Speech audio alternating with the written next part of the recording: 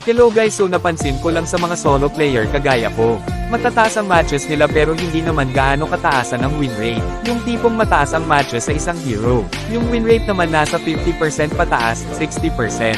Yung iba nga nasa 40% pa. Which is nakakahiya lang kasi madalas sila yung madidiscriminate. Pero sila yung literal na sinasaluduhan ko. Ito na lang ang isipin nyo sa isang solo player. Para kang isang sundalo na pupunta sa isang gyera na hindi mo alam kung mananalo pa.